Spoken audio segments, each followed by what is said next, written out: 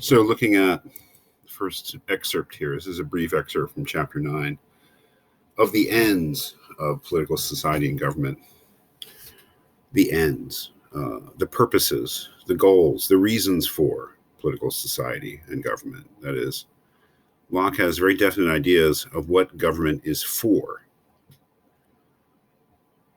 Reading starts, if man in the state of nature be so free, as has been said, if he be but absolute lord of his own person and possessions, equal to the greatest and subject to nobody, why will he part with his freedom? What a great question, right? Locke is not Hobbes. He's similar in a lot of ways, as should be obvious in his beliefs about government, but he's not Hobbes. Hobbes thought the state of nature was hell. He thought the state of nature was a state of war. Locke takes some pains to argue that the state of nature is not a state of war.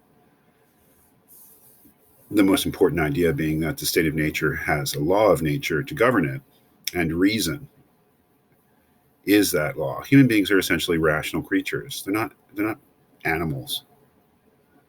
So if the state of nature is a state of perfect freedom, why do human beings, and the state of nature is not necessarily a living hell, the way that Hobbes described it, why would they part with that freedom? Because entering into civil society means agreeing to be subject to laws that you may not have a part in making, or you may not agree with. You'll have some part in making them because it'll be representative government, but you lose some of your freedom by entering into civil society. Why would you do that? Why will he give up this empire and subject himself to the dominion and control of any other power? To which it is obvious to answer that though in the state of nature he hath such a right, yet the enjoyment of it is very uncertain, and constantly exposed to the invasion of others. For all being kings as much as he, every man is equal, and the greater part no strict observers of equity and justice.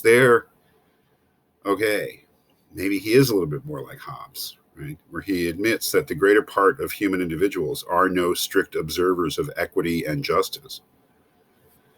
The enjoyment of the property he has in this state is very unsafe, very unsecure. This makes him willing to quit a condition which, however free, is full of fears and continual dangers. Now he's sounding even more like Hobbes.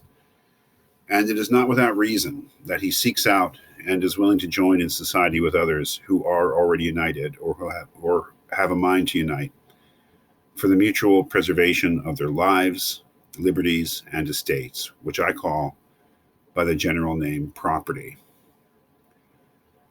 And here it comes with section 124, maybe one of the most important things that Locke ever said. The great and chief end, therefore, of men's uniting into commonwealths and putting themselves under government is the preservation of their property, to which in the state of nature there are many things wanting.